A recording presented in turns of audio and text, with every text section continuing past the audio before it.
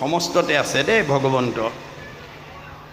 ভগৱন্তই কৈছে মই তোমাক যিটো প্ৰতিভা দিছোঁ মূল কামত ব্যৱহাৰ কৰিবলৈ শিকিবা, তেতিয়া তুমি মোৰ পৰা আৰু পাই থাকিবা। য দদাতি স্বপ্ৰাপ্নতি।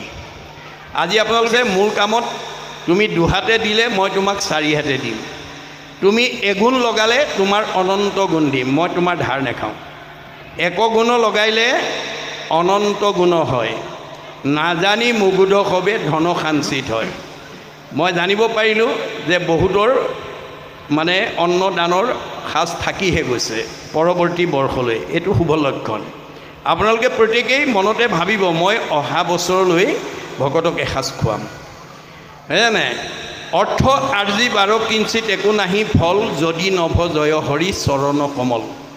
ধন উপাৰ্জন কৰি যদি আমি ঈশ্বৰৰ সেৱাত যদি ব্যৱহাৰ কৰিব নোৱাৰোঁ, সেই ধনৰ কোনো মূল্য নাই। কিয়? দুখ কৰি ধন ধান আৰ্জা যত মানে, কৃষ্ণে এৰে যদি তাকো খাইবে আনে। আপুনি ব্যৱসায় বাণিজ্য চাকৰি কৰি বহুত ধন উপাৰ্জন কৰি পাছবুকত মানে বেংকত আপুনি ফিক্সড ডিপজিট কৰি থৈ দিছে, কিন্তু যিদিনা আপোনাৰ বা মোৰ দেহৰ পৰা কৃষ্ণ ওলাই যাব, ফিক্সড ডিপজিট কৰা ধনখিনি নমিনীয়েহে উলিয়াই খাই থাকিব, আপুনি খাবলৈ নাপায়, হয় নাই? সেইকাৰণে গুৰুজনে কৈছে নিজ হস্তে আৰ্জি যদি উক জগন্নাথ, কিছু ব্যয় কৰি উক হৰিৰ সেৱাত। জীয়াই থাকোঁতেই এই দুখন হাতেৰে তুমি যি উপাৰ্জন কৰিলা তাৰ কিবা এটা অংশ মূল কামত ব্যৱহাৰ কৰিবলৈ শিকিবা।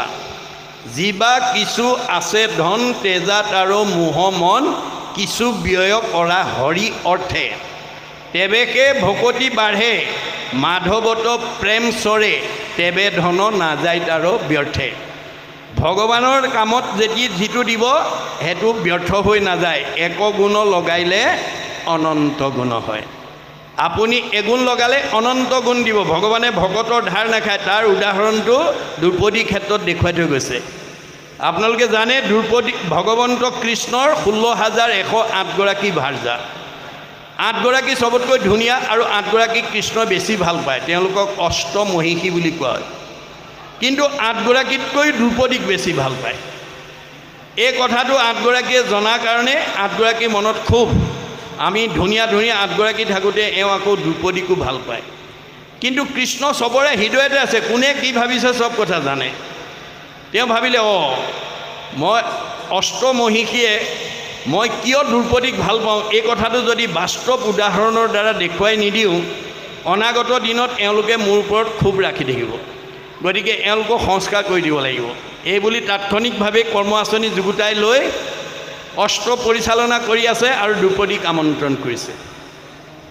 অস্ত্ৰ পৰিচালনা কৰি থাকোঁতে অস্ত্ৰ লাগি আঙুলি কাটি দ্ৰৌপদীৰ আঙুলিৰ তেজ ওলাবলৈ ধৰিলে। তেজ ওলোৱা দেখি 8গৰাকীয়ে ফটা কাপোৰ বিচাৰি ভিতৰ সোমালে।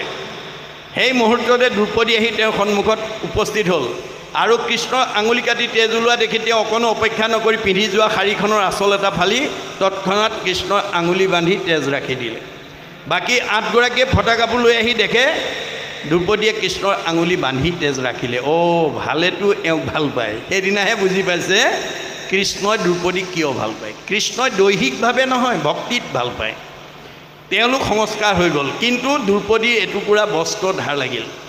এটুকুৰা বস্ত্ৰৰ ধাৰ অনন্ত বস্ত্ৰৰূপে পৰিশোধ কৰি দি জগতলৈ আদৰ্শ এৰি থৈ গৈছে। কোনদিনা? ৰজস্বলা অৱস্থাত যিদিনা দুঃশাসনে দ্ৰৌপদীক বস্ত্ৰহৰণ কৰিছিল, বস্ত্ৰৰ ধাৰ বস্ত্ৰই পৰিশোধ কৰি অনন্ত বস্ত্ৰৰূপে দ্ৰৌপদীক উদ্ধাৰ কৰিছে।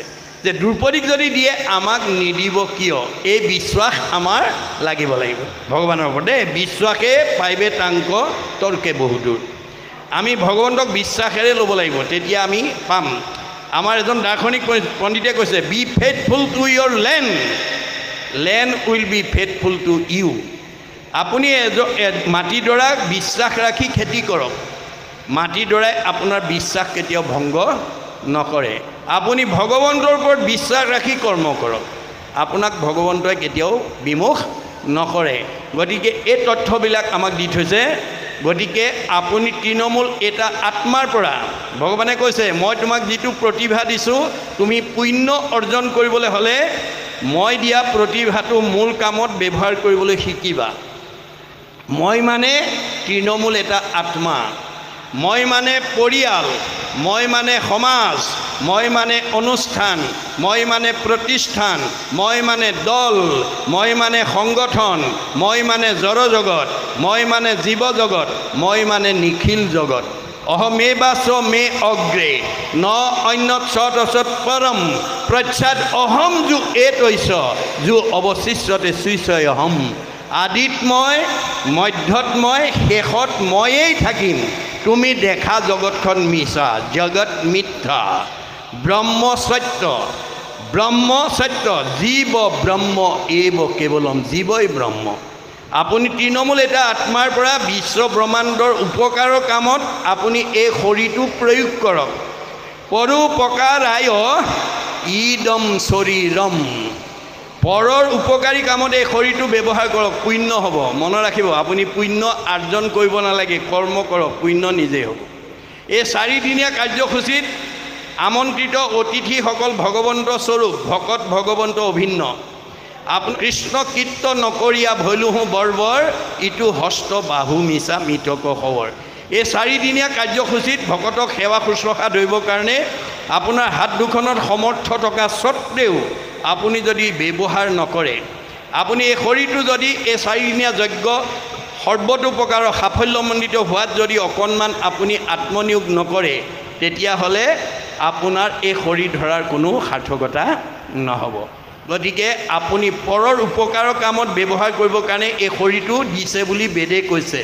পৰোপকাৰায় ইদম শৰীৰম পাপায় পৰপীড়নম। আপুনি পাপ বিচাৰিব নালাগে, পাপ আপোনাৰ ঘৰলৈ আহিব। আপুনি কৰ্মৰ ওপৰতে পাপ পুণ্য আপোনাৰ ঘৰলৈ আহিব। গতিকে আপুনি পৰক হিংসা কৰিলে পাপ হ'ব। পাপ হ'লে আপোনাৰ জীৱনলৈ দুখ দুৰ্গতি নামি আহিব, আয়ুস কমাই দিব ভগৱন্তই। গতিকে ইয়াৰ পৰা আমি নিজক বচাব লাগিব।